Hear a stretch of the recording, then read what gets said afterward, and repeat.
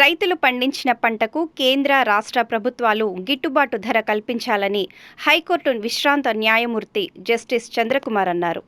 తెలంగాణ రైతు సంఘం ఉమ్మడి వరంగల్ జిల్లా శాఖ ఆధ్వర్యంలో వ్యవసాయ ఉత్పత్తులకు మద్దతు ధరల చట్టబద్ధత కల్పించాలని, రైతాంగాన్ని సంక్షోభం నుంచి రక్షించుకుందామనే నినాదంతో వరంగల్లోని ఓ ప్రైవేటు కన్వెన్షన్ హాల్లో సదస్సును ఏర్పాటు చేశారు.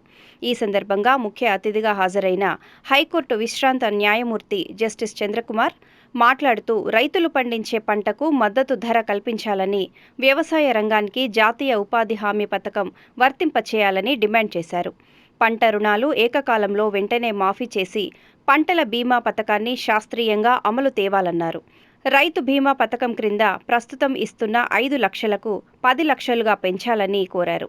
50 సంవత్సరాలు పైబడిన రైతులందరికీ 9,000 పెన్షన్గా విధిగా ఇవ్వాలని డిమాండ్ చేశారు. ఆత్మహత్య చేసుకున్న రైతు కుటుంబాలలో ఒకరికి ప్రభుత్వ ఉద్యోగం ఇస్తూ 10 లక్షల ఎక్స్గ్రేషియా కాలపరిమితి లేకుండా చెల్లించాలన్నారు. వ్యవసాయ కుటుంబాలకు చెందిన పిల్లలకు ఉచిత విద్య, వైద్యం అందించి కౌలుదారులను గుర్తించి సాగుదారులకు అన్ని రకాల ప్రభుత్వ పథకాలను కౌలుదారులకు కూడా అందించాలని కోరారు. ఈ కార్యక్రమంలో కాకతీయ విశ్వవిద్యాలయం రిటైర్డ్ ప్రొఫెసర్ వెంకటనారాయణ, తెలంగాణ రైతు సంఘం నాయకులు తదితరులు పాల్గొన్నారు.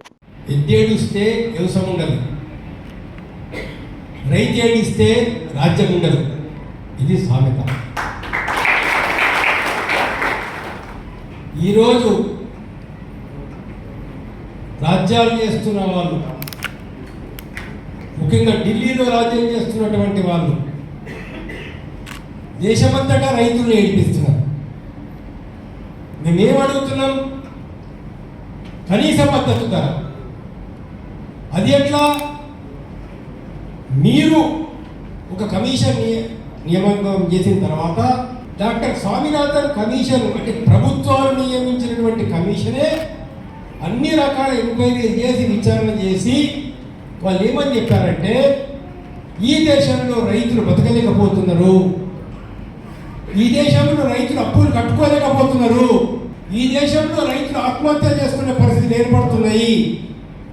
రైతుల్ని మనం ఉద్ధరించాలంటే, కనీసం వారికి బతకడానికి అవకాశం కల్పించాలంటే వారు పండించినటువంటి పంటకు కనీస మద్దతు ధర ఉండాలి.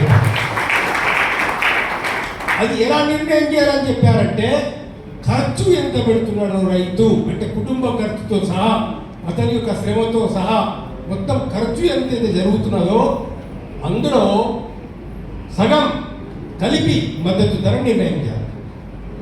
ఉదాహరణకు ఇప్పుడు 1 క్వింటాల్ మనం పండించడం కోసం 4,000 రూపాయలు ఒక రైతు ఖర్చు అవుతున్నాయి అనుకుంటే, అందులో ఇంకో 2,000 రూపాయలు దాన్ని కలిపి క్వింటాల్ ఈ ధర నిర్ణయం చేయాలా అని చెప్పేసి ఒక కమిషన్ చెప్పింది.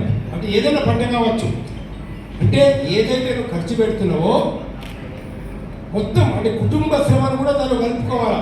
భార్య కష్టం, భర్త కష్టం, పిల్లల కష్టం, ఇవన్నీ కూడా కలుపుకొని ఎరువులకు ఎంత వేసినాడు, విత్తనాలకు ఎంత వేసినాడు, ట్రాక్టర్కి ఎంత అయింది, రకరకాల ఇన్ని ఖర్చుల్ని, మార్కెట్ తీసుకురావడానికి ఖర్చు ఎంత అయింది, అన్ని లెక్క కట్టి ఇంత ఖర్చు అయింది, ఒక క్వింటాల్కి ఇంత ఖర్చు అయింది. అది పల్లీలకు కావచ్చు, దేనికైనా కావచ్చు, మిర్చి కావచ్చు, పొగాకు కావచ్చు, చెరుకు కావచ్చు, ఏదైనా కావచ్చు, ఖర్చు ఎంత వచ్చిందో అందులో సగం కలపాలన్నారు.